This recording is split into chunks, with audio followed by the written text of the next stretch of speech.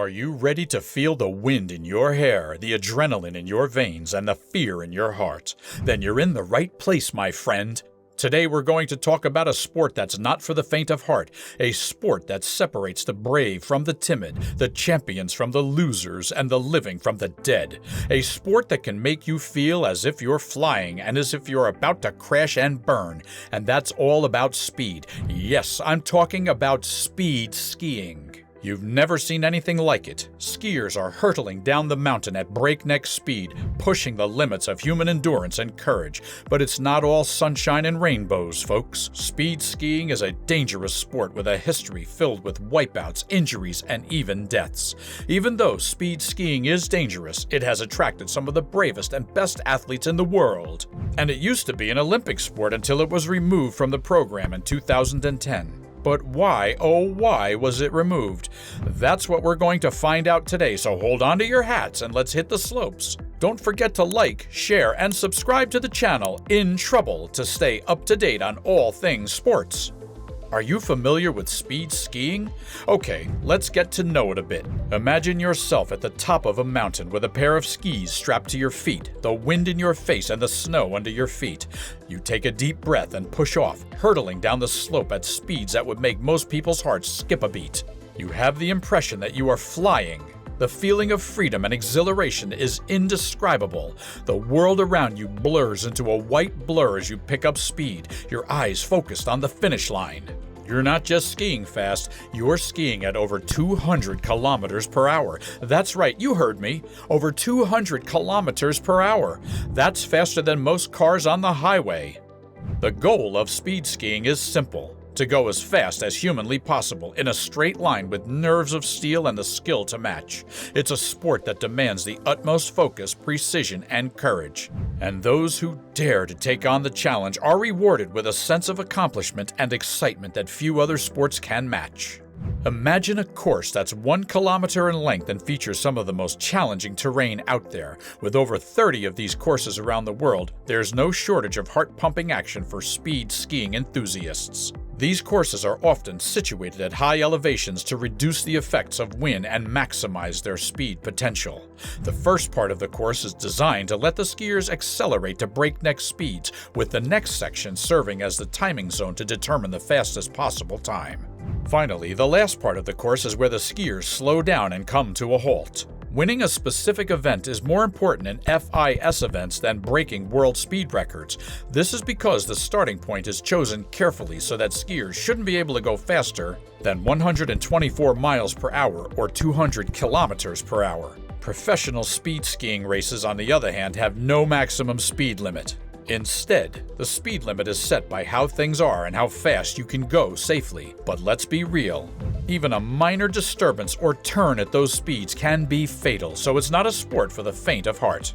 Some have suggested that using longer and steeper slopes could result in even faster speeds, turning speed skiing into an activity similar to skydiving, but with skis instead of a parachute. However, not many people are interested in taking on such a challenge because the stakes are high and even the slightest error can be catastrophic.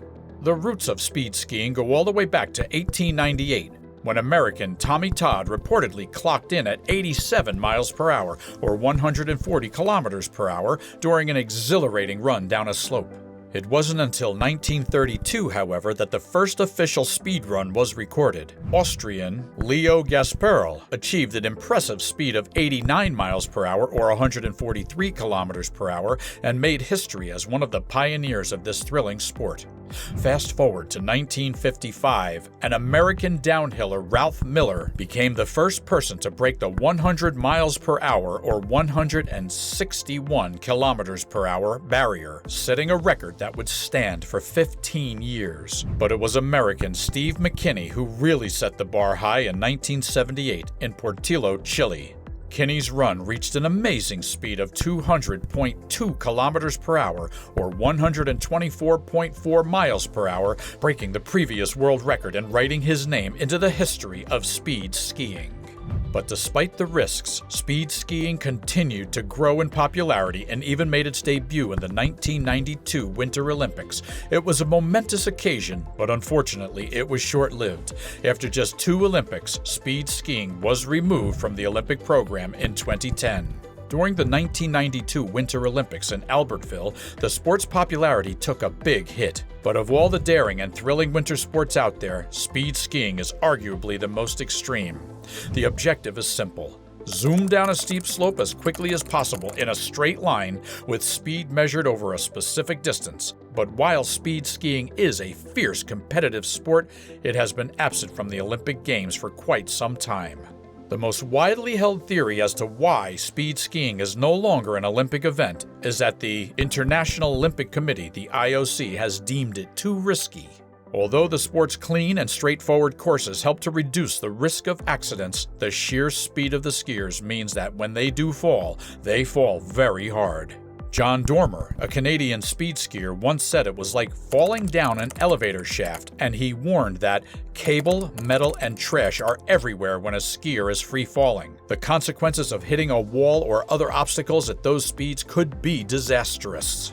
People often say that the tragic death of French speed skier Nicolas Boquetet during a demonstration event at the 1992 Winter Olympics in Albertville was a big reason why the IOC decided to get rid of the sport. During practice for the event, Boquetet collided with a grooming machine and lost his life. The IOC reportedly decided that they knew everything there was to know about speed skiing after the tragic incident, and the sport has not been included in the Olympics since.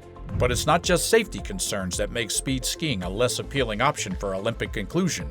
Unlike other Olympic snow sports, such as skiing and snowboarding, which allows athletes to showcase their skills by navigating turns, landing jumps, or performing tricks, speed skiing only rewards the competitor who can travel in a straight line the fastest. Speed skiing doesn't give points for style, and some people say that it doesn't require much physical skill other than the ability to stay on course. In today's Olympic Games, danger is celebrated, but only when it involves twists and turns and flips for the camera.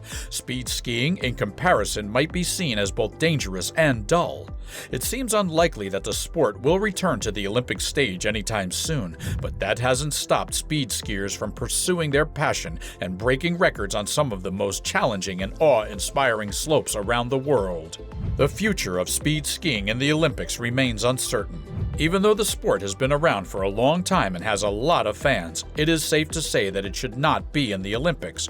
It's tough to argue that the potential danger outweighs the thrill of competition, even for the most passionate of speed skiers.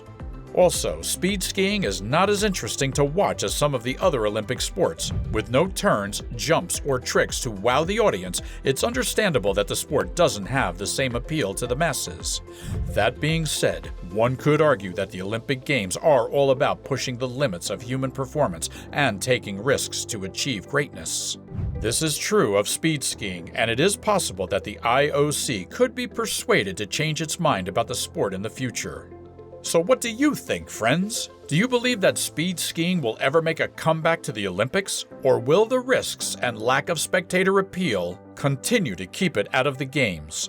Only time will tell, but one thing is certain. For those who are passionate about the sport, the thrill of pushing themselves to their limits will never fade away. Thanks for watching. Stay curious for the next video.